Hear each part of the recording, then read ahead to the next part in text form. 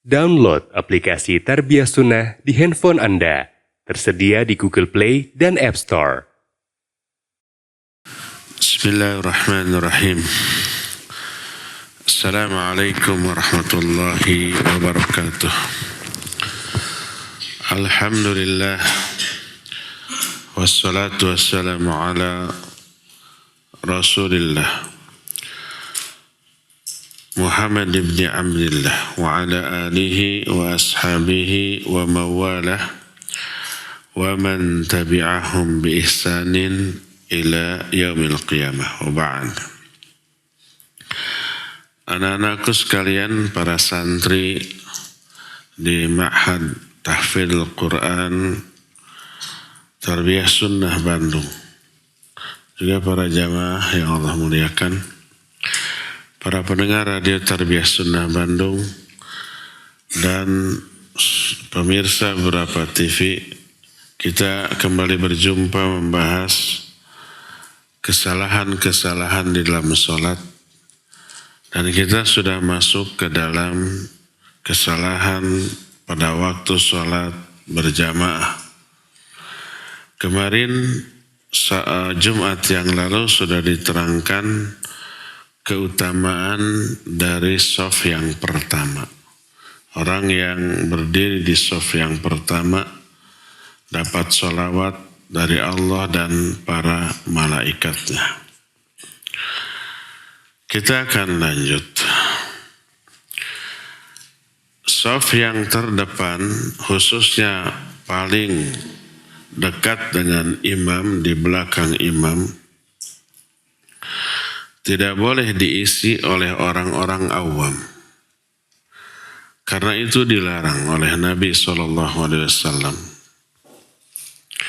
Tapi harus diisi oleh disebut ulul ahlam wan nuha.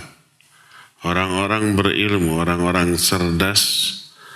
Dan saat itu kecerdasan salah satunya diukur dari hafalan dan pemahaman tentang agama. Orang yang paling faham agama setelah imam. Kenapa?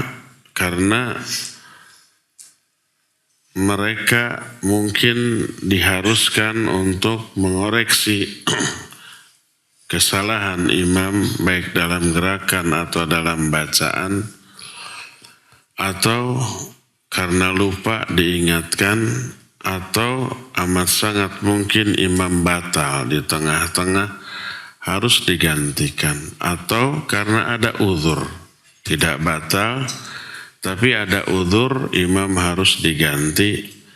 Seperti umpamanya tiba-tiba imam keselak ketika di tengah bacaan, sangat mungkin ada yang mengalami, saya pernah mengalami, mungkin ada nyamuk masuk, ada ramatuk, tahu ramatuk itu apa ya? Binatang kecil sejenis nyamuk masuk, kemudian tersedak, batuk-batuk, kemudian tidak bisa melanjutkan bacaan. Batal enggak? Enggak batal imam, tapi enggak bisa melanjutkan bacaan. Dia boleh mundur dan digantikan oleh orang yang ada di belakangnya sebagai imam. Karena itulah maka berkata Syekh masyhur Hasan Salman, ma'al asif antara ba'dal awam yudawimuna alal wuquf khalfal imami mubasyaratan. Sesuatu yang sangat disayangkan adalah engkau melihat beberapa orang awam yudawimun, itu selalu terus-menerus berdiri di belakang imam secara langsung. Padahal Nabi SAW bersabda, kata beliau, liyalini minkum ulul ahlam wan nuha, thumma alladhina yalunahum, thumma alladhina yalunahum, wa la takhtalifu fatakhtalifu qulubukum. Kata Nabi SAW, hendaklah orang yang berdiri dekat denganku di antara kalian ulul ahlam wan nuha, orang-orang yang berilmunya. Kemudian baru setelah itu di bawah mereka dan di bawah mereka.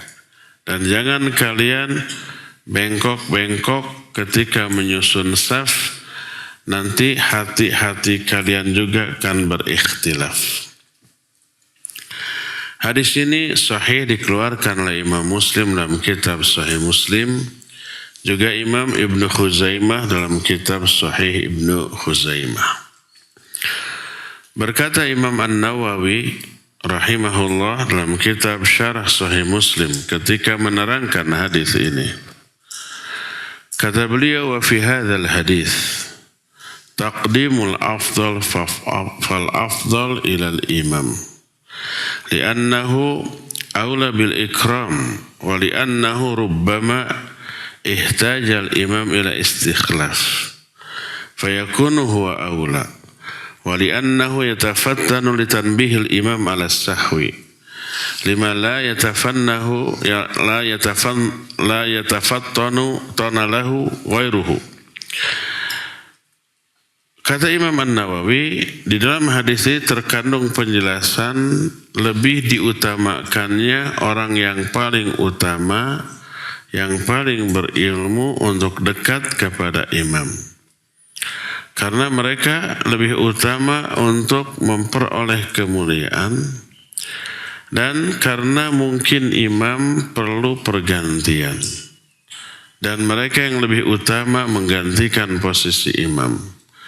Atau mereka mungkin dibutuhkan untuk mengingatkan kelalaian imam, lupa dalam gerakan, atau mungkin lupa di dalam bacaan, lalu dikoreksi. Yang tidak bisa dilakukan oleh orang lain. Ketika imam lupa, kemudian bacaannya salah. Terus yang di belakang imam orang-orang yang tidak hafal atau sedikit hafalannya, maka kesalahan imam bablas, tidak terkoreksi. Yang paling parah kalau imam lupa, apa lanjutannya. Orang yang hafal di belakang, orang yang di belakang imam tidak bisa mengoreksi. Sisinggu ngejanteng ngaraga meneng, diem gitu. Dan itu madarat bagi seluruh jamaah. Dan disebutkan waliyadbitu sifatas shalah wa yahfadhuha wa yanquluha wa yu'allimuhan nas wal yaqti bi af'alihim wara'ahum. Juga agar orang yang cerdas di belakang imam itu memperhatikan gerakan salat imam, menghafalkannya, menukilnya, menyampaikan, mengajarkan kepada orang lain. Lalu orang yang di belakang melihat orang yang di depannya, terus begitu. Lalu berkata Imam An-Nawawi, wa inna haula'il awam qaminun bihim ayyuakhiru marrah talu ukhra hatta ya'rifu manazilahum fala yatta'iduha.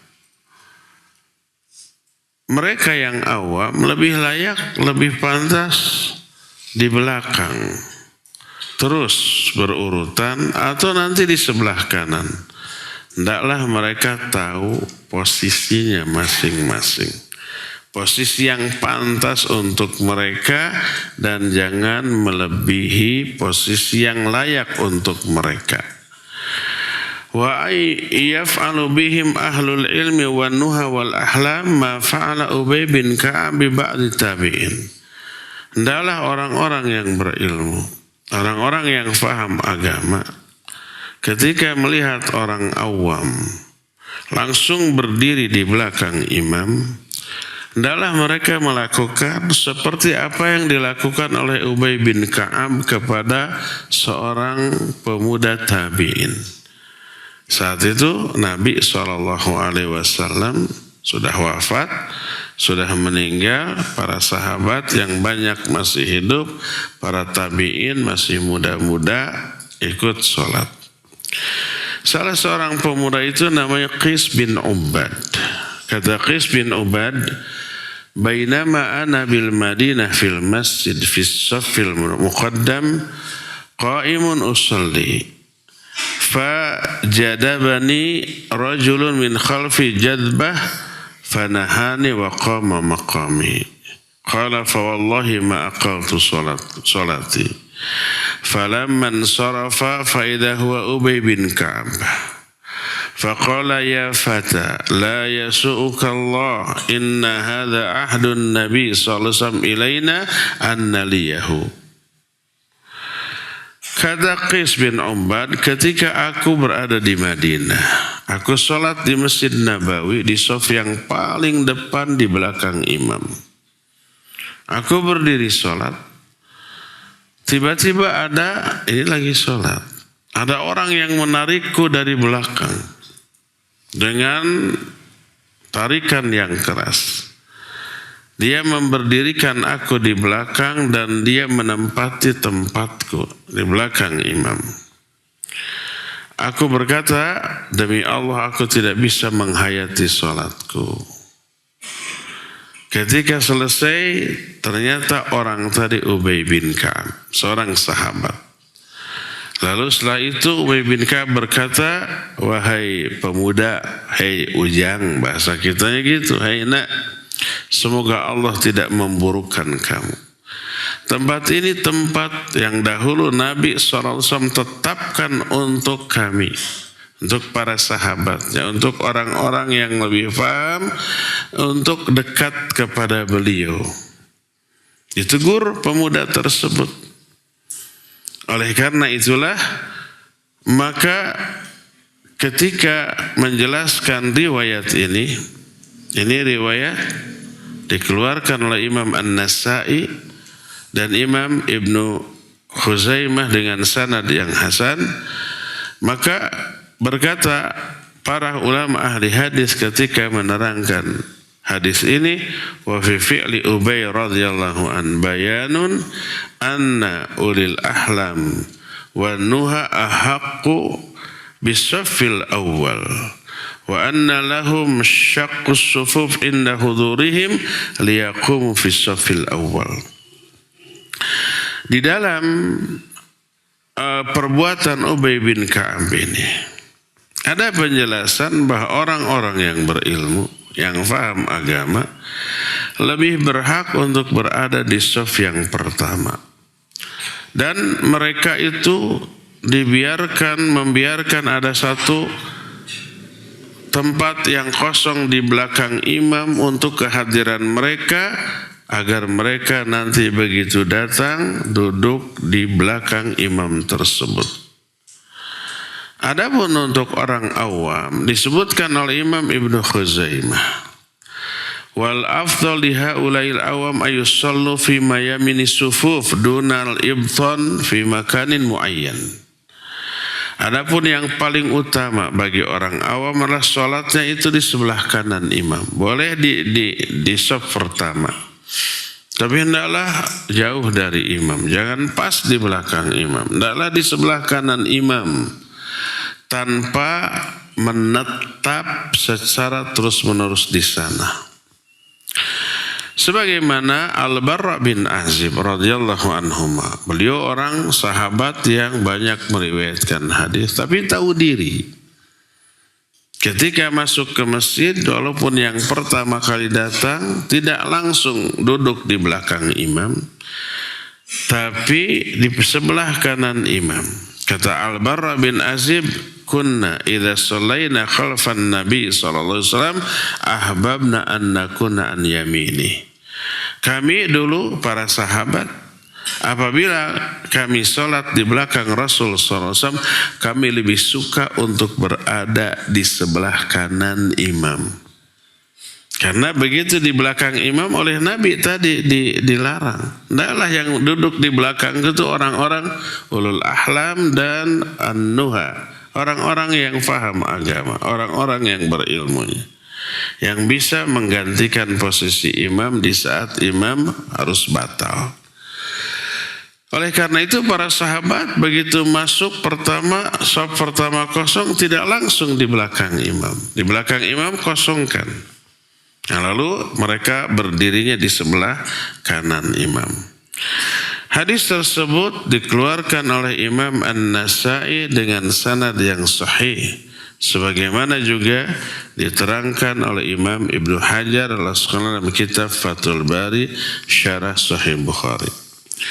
Karena itu untuk orang awam dibibita, diberi motivasi agar berdiri di sebelah kanan imam bukan di belakang imam dengan mengatakan innallaha wa malaikatahu yusalluna ala mayamini sufuf.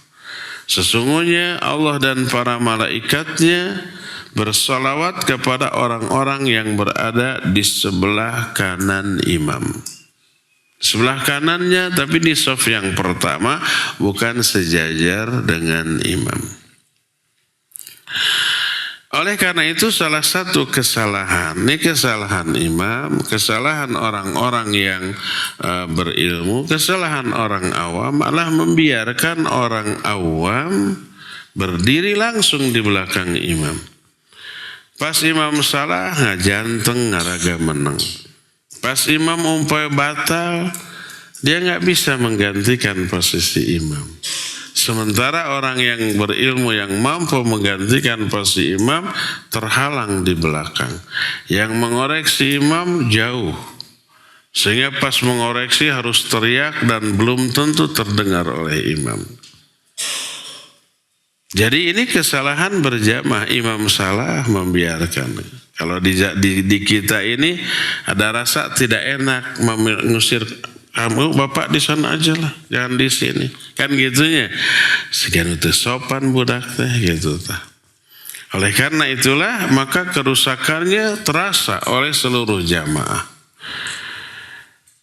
Ada orang juga yang langsung berdiri sejajar dengan imam bukan pada saat yang doruri.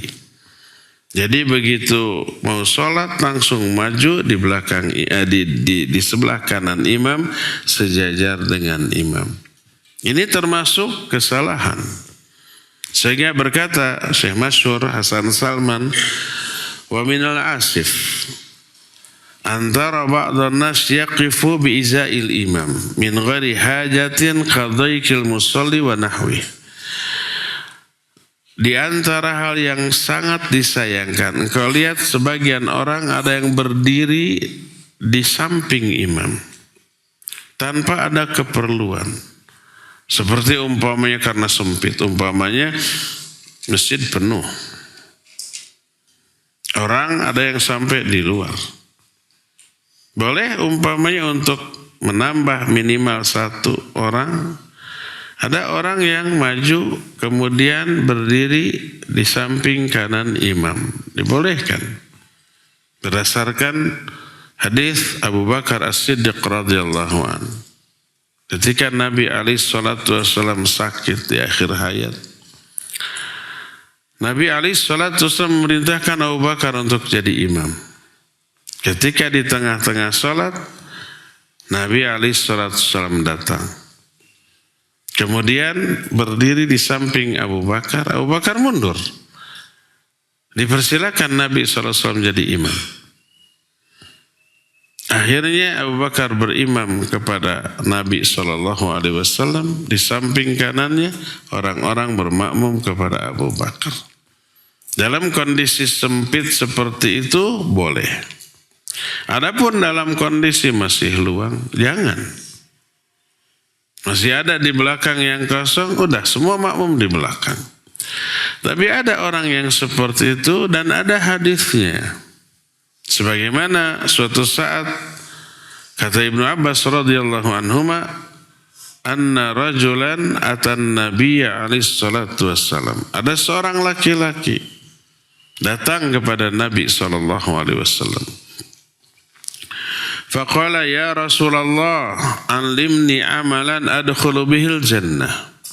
Wahai Rasulullah, ajarkan kepadaku satu amalan yang akan memasukkan aku ke dalam surga. Faqala, berkata Rasul sallallahu alaihi wasallam, kun muadzinan. Kalau gitu jadilah kamu muadzin. Muadzin itu luar biasa loh, keutamaannya. Ya, nanti di akhirat dia akan dimuliakan dalam bentuk lehernya panjang sebagai kemuliaan, bukan kehinaan. Makanya harus bersemangat kalau disuruh azan. Jangan banyak alasan, saya serak, banyak unggal poe serak. Harus, dan tapi yang muadzin harus orang yang bisa memancing orang atau menarik orang untuk mau datang sholat. Dan sampai subuh-subuh itu ya orang pada ngantuk, azannya calo, ya Allahu Akbar, Allahu Akbar. Nggak semangat. Harus yang keras dan yang enak didengar. Makanya di sini saya berkali-kali, mana si Upi? Upi mana Upi? Cung. Cung. Setiap subuh azan Upi ya.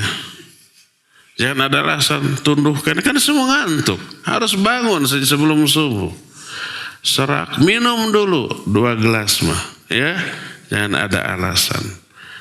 Jangan sampai yang semangat azan itu yang calei. Sehingga banyak warga yang pers, ini siapa yang azan subuh gini-gini amat. Maka nanti jangan sampai ada jadwalnya, coret jadwalnya.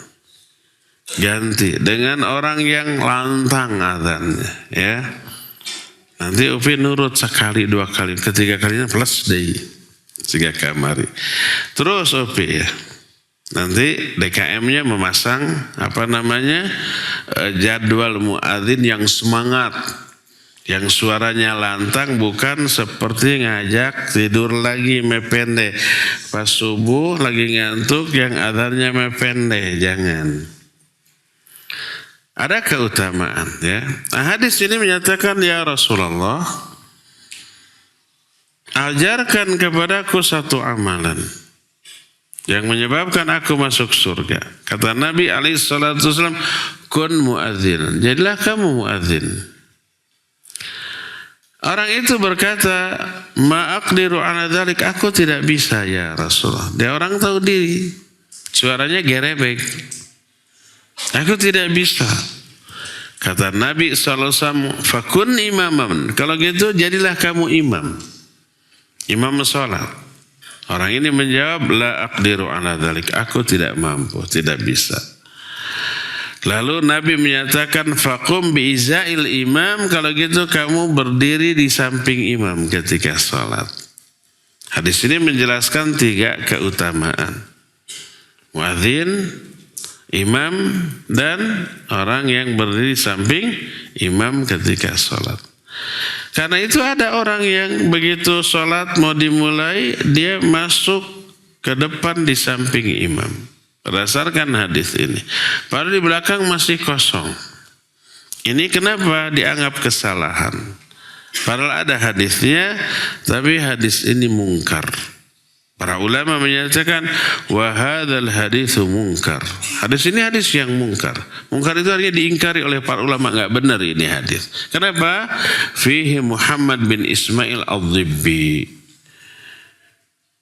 Karena di dalam sanadnya ada rawi nama Muhammad bin Ismail. Berkata Al-Uqaili, wala yutaba'u alaihi wala yu'rafu illa bihi. Orang ini tidak boleh diikuti penjelasannya atau riwayatnya dalam hadis. Orang ini tidak dikenal. Kata Imam Bukhari, munkarul hadis. Hadis ini hadisnya mungkar, diingkari oleh para ulama. Dan ini dijelaskan oleh Imam Adz-Dzahabi dalam kitab Mizanul I'tidal. Oleh karena itulah maka hadis ini tidak boleh dipakai. Jadi tidak boleh ada imam, ada makmum berdiri samping imam tanpa ada uzur. Dalam arti masih banyak tempat di belakang. Kecuali kalau memang satu ruangan penuh, nggak ada tempat lagi, ada satu orang lagi yang kebagian, maju aja seorang. Di samping imam, di sebelah kanannya, maka itu dibolehkan. Oleh karena itu terapkan ini. Nanti ini di sini di belakang imam ini 4 orang ya kosongkan. Dan diisi dengan para hufal. kalian santri-santri yang sudah layak jadi imam, jangan terlambat datang ke masjid. Nanti orang yang lebih giat datang ke masjid, orang awam celek di belakang imam. Pas imam salah, diem dia. Gak bisa ngoreksi, gak bisa mengingatkan. Gimana kalau imamnya batal? Dia gak bisa maju untuk menggantikan imam. Jadi santri-santri, para musyrif yang hufad, yang sudah hafid, yang bisa menggantikan imam, yang suka ditunjuk jadi imam, coba duduk nih langsung di belakang imam. Agar bisa mengoreksi imam kalau salah, mengingatkan imam kalau lupa, bisa menggantikan posisi imam kalau imam batal. Makanya pintu yang menuju ke arah mihrab sebelah kanan tidak dikunci. Jaga-jaga bis imam batal, tidak harus melewati jamaah, tapi langsung ke sana. Ada WC di sana, ada jalan keluar. Kalau dia terburu-buru ingin ke rumah karena sesuatu hal gitu ya. Nah, nanti orang yang di belakang imam maju menggantikan imam. Ya. Nanti di sini DKM mematok khusus tulisan, khusus para hufad, orang yang hafal. Yang tidak hafal tidak bisa menggantikan imam, sebelah kanan saja. Sebagaimana hadis Al-Barra bin Azib, sebelah kanan juga utama. Dalam arti bisa memperoleh sholawat dari Allah dan para malaikatnya. Ini yang pertama. Jadi kesalahan pertama ketika berjamaah, pertama yang dijelaskan dalam hadis, dalam penjelasan sekarang ya, bukan secara keseluruhan. Kalau ditambah dengan penjelasan yang lalu banyak. Tapi hari ini kesalahan pertama adalah membiarkan orang awam sholat di belakang imam secara langsung. Ya, pas orang yang hafid, yang berilmu mau duduk berdiri di belakang imam sudah penuh oleh orang awam. Pas imam salah dia nggak bisa ngoreksi. Ya, ini kesalahan. Dan madaratnya nanti ke semua jamaah. Pas imam batal keluar nggak ada yang bisa maju ini. Orang yang bisa menggantikan terhalang karena di belakang. Yang di depannya nggak bisa menggantikan. Adalah mereka tahu posisi masing-masing. Ya. Kesalahan kedua. Wa min akhta'i ba'dil a'immah. Amruhumul ma'mumin bi'adlis saf indama yarawnahu muttajihina ilal mayamin. Salah satu di antara kesalahan para imam adalah memerintahkan makmum untuk seimbang dalam shaf. Ketika mereka melihat si makmum lebih berat ke sebelah kanan. Sebelah kirinya sedikit, sebelah kanannya penuh. Karena tadi disebutkan innallaha malaikatahu mayaminis sufuf. Allah dan para malaikatnya bersalawat kepada orang yang sebelah kanan shaf. Sebelah kiri tidak disebut. Makanya orang berebut sebelah kanan. Melihat itu imam menyatakan istaw wa'tadilu. Istaw luruskan, wa'tadilu seimbangkan. Kanan kiri seimbang. Kalau di kanan 10, kiri 10. Kata Syekh bin Baz, ini kesalahan. Biarkan, nggak masalah, walaupun lebih berat, lebih banyak ke sebelah kanan. Nggak perlu pindah itu yang sebelah sana atau geser. Nggak perlu, biarkan. Berkata Syekh bin Baz, hafidh rahimahullahu ta'ala, dalam Majmul Fatawanya kata beliau, qad thabata 'anil Nabi sallallahu alaihi wasallam ma yadullu ala anna yamina kulli shaf afdal min yasariha. Wa la yushra'u ay yuqala lin nas i'dilu shaf wa la haraja ay yakuna yamina shaf akthar hirsan ala tahsilil fadl. Telah tetap dari Nabi sallallahu alaihi wasallam hadis yang menjelaskan bahwa sebelah kanan shaf lebih utama daripada sebelah kiri. Maka tidak disyariatkan imam untuk berkata kepada manusia i'dilu, seimbangkan. Tidak apa-apa di sebelah kanan lebih banyak daripada sebelah kiri karena semangat mereka untuk memperoleh keutamaan yang di sebelah kanan. Enggak masalah. Oleh karena itu, maka tidak perlu imam mengatur agar si shaf seimbang antara kiri kanan. Kecuali kalau umpama lebih berat ke kiri. Kok ke kanan sedikit, kiri lebih banyak. Boleh digeser. Bukan karena seimbangnya, tapi untuk meraih keutamaan shaf sebelah kanan. Adapun sebuah hadis, ada yang menyatakan man ammara mayasiris sufuf falahu ajron.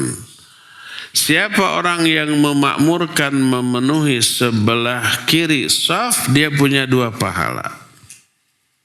Ada yang menyampaikan seperti itu, tapi fala a'lamu lahu aslan, aku tidak tahu ada hadis yang punya asal, punya dasar tentang hal ini.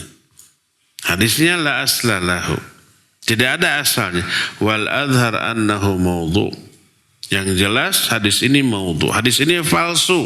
Diterangkan oleh para ulama. Dan ini wadha'ahu ba'dul kusal alladzina la yahrisuna ala yaminis shaf. Aw la yusabiquna ilaihi wallahul hadi ila sawa'is sabil. Ini dibuat-buat oleh orang-orang yang malas, tidak mau berusaha untuk berada di shaf yang paling kanan atau tidak berlomba-lomba ke sana. Akhirnya udah sebelah kiri. Ditanya kenapa?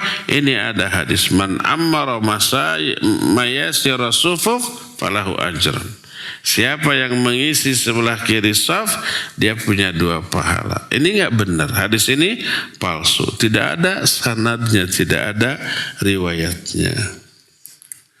Karena itulah maka biarkan shaf lebih banyak ke sebelah kanan daripada ke sebelah kiri, atau tidak perlu diseimbangkan. Ini yang kedua. Ketiga, wa min akhta'il a'immah ala wajhin khas wal musallina umuman hirsuhum ala ja'li sibyan fi sufufin khasa khalfar rijal. Di antara kesalahan imam secara khusus dan kesalahan semua orang yang sholat secara umum adalah mereka menjadikan anak-anak berada di shaf khusus di belakang orang tua.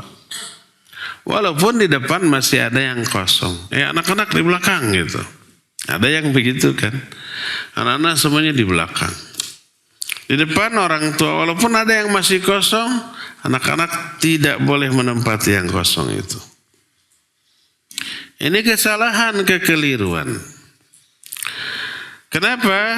Karena sebuah hadis dikeluarkan oleh Imam Ahmad dalam kitab Musnadnya. Juga Imam Abu Daud dalam kitab Sunannya. Juga Imam Al-Baihaqi. Kana Rasulullah sallallahu alaihi wasallam yaj'alur rijal qidamal ghilman wal ghilman khalfahum wan nisa khalfal ghilman.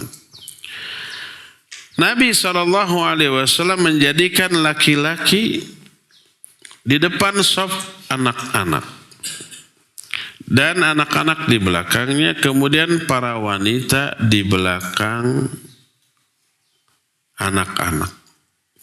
Ini hadis yang sering dipegang oleh orang-orang yang membuat shaf khusus untuk anak-anak di belakang. Tapi hadis ini sanadnya dhaif. Diterangkan oleh para ulama ahli hadis. Di antaranya Syekh Al-Albani menyatakan lakin isnaduhu dhaifun. Tapi hadis ini sanadnya dhaif. Lalu diterangkan kedhaifannya. Kenapa? Lianna fihi Syahr bin Hushib wa huwa dhaif. Karena di dalam hadis ini ada seorang rawi namanya Syahr bin Hushib, dia ini dhaif. Nah, adapun shaf para wanita khusus di belakang kaum laki-laki benar sahih. Wa amma ja'lus sibyan wara'ahum falam ajid fihi siwa hadzal hadis. Adapun menempatkan anak-anak di shaf khusus di belakang tidak ada hadisnya kecuali hadis ini. Tapi hadis ini la taqumu bihi hujjah. Tidak bisa dijadikan hujjah. Maka fala ara ba'san min wuqufis sibyan ma'ar rijal. Maka tidak apa-apa menempatkan anak-anak di dalam shaf para laki-laki. Apalagi anak itu umpamanya walaupun anak-anak tapi sudah benar, walaupun belum balik. Tapi sholatnya sudah benar, khusyuk. Bahkan ada anak kecil 6 tahun sudah hafidz Quran. Bisa mengoreksi imam. Ada kan videonya di YouTube seorang imam cuma salah antara wa dan fa. Harusnya wa ini dibaca fa. Lupa karena dari segi makna juga tidak jauh berbeda. Lalu dikoreksi oleh seorang anak kecil, fa katanya gitu. Ulang lagi si imam itu.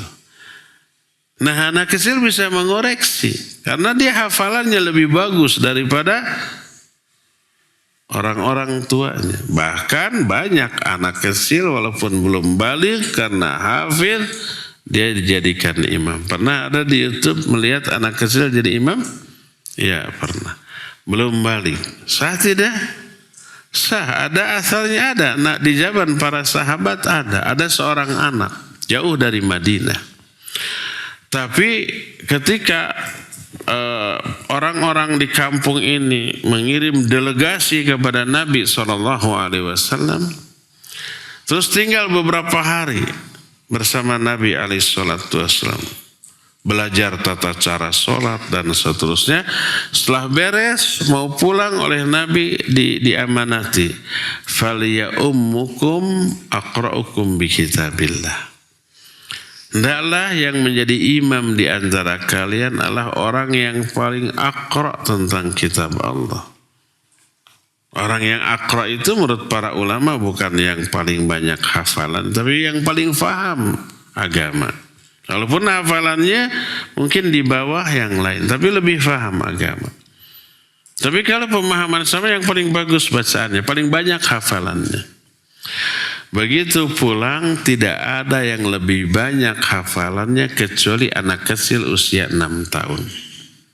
Lalu mereka menjadikan anak kecil ini menjadi imam. Kenapa? Karena dia yang paling banyak hafalannya. Kenapa anak ini menjadi orang yang paling banyak hafalannya? Padahal belum ke Madinah. Belum pernah bertemu dengan Nabi SAW. Karena anak ini setiap hari selalu berdiri di gerbang desanya, di pintu masuk ke desanya, menunggu orang yang datang dari Madinah ke kampungnya. Begitu ada datang ditanya, ada wahyu baru yang turun.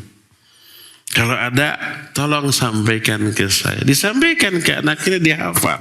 Jadi semua wahyu yang turun dia hafal, melebihi hafalan orang-orang tuanya. Dan semua orang-orang tuanya sudah tahu ini anak hafalannya paling banyak. Akhirnya anak ini yang kemudian dijadikan imam. Di belakangnya ada ayahnya, ada kakeknya, ada para orang tua. Walaupun belum balik, usia 6 atau 7 tahun, maka dibolehkan untuk menjadi imam. Asal benar gitu. Oleh karena itu, kalau toh ada anak kecil tapi dia hafidz Quran, boleh dia dijadikan imam atau di belakang imam untuk mengoreksi dan menggantikan posisi imam. Jadi dibolehkan untuk menyusun menempatkan anak di shaf yang berbarengan dengan orang-orang yang sudah tua, yang sudah dewasa. Tidak harus dijadikan satu shaf khusus, di belakang khusus anak-anak. Apa yang terjadi? Ribut anak-anak. Kalau anak-anak disatukan di belakang, waktu sholat saling sikut, ketawa-ketawa, ngobrol. Ketika sholat, ada yang begitu? Ada. Jadi termasuk di sini anak-anak itu suka begitu tuh. Tidaklah kalau ada orang tua melihat ada anak mau sholat berjejer, pisahkan. Kalau enggak, mereka ngobrol waktu sholat. Atau mereka saling sikut, heureuy gitu, main-main. Pisahkan biar tidak mengganggu ya. Inilah 3 kesalahan di dalam salat berjamaah yang diterangkan di dalam hari ini.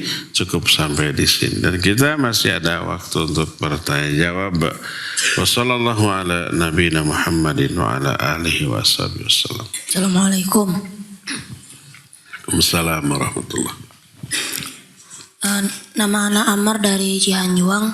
Ustaz izin bertanya, jika kita telat datang sholat, lalu masih ada orang yang sholat ingin bergabung, itu ditepak dulu pundaknya lalu takbiratul ihram, atau takbir dulu baru ditepak pundaknya? Syukron.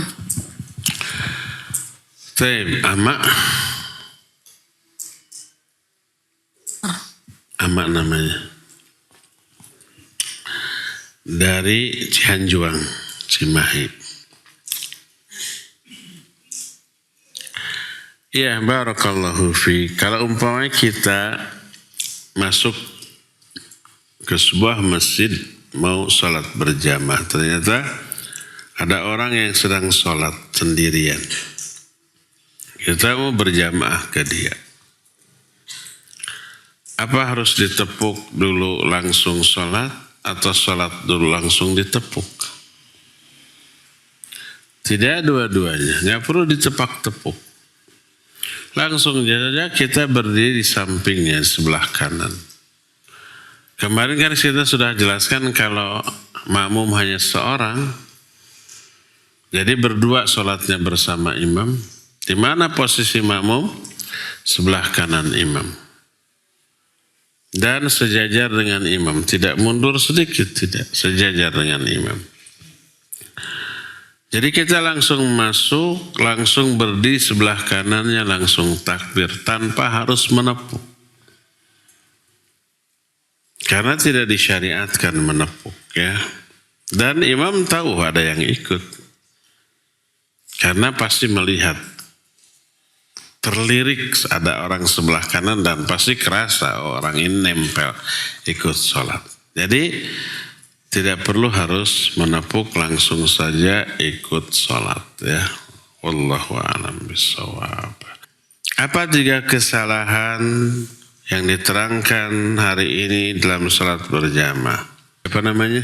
Fikri dari Jakarta. Apa Fikri? Orang yang awam tidak boleh di belakang imam. Ya, orang awam jangan di belakang imam. Andra dari Cimahi. Apa Andra? Apa namanya teh? Ketika imam menyeimbangkan shaf, harusnya dibiarkan saja. Kecuali kalau lebih banyak di kiri. Dibiarkannya kemana? Banyak di kanan. Lebih banyak di kanan. Barakallahu fiik. Menempatkan anak-anak di belakang orang tua. Menempatkan anak-anak di belakang orang tua, ya, khusus anak-anak. Ya, barakallahu fiik. Ya, cukup ya sampai di sini. Kita insyaallah akan lanjut di Jumat yang akan datang. Subhanakallahum bihamdik asyhadu an la ilaha illa anta astaghfiruka wa atubu ilaik. Walhamdulillahirabbil alamin. Wassalamualaikum warahmatullahi wabarakatuh.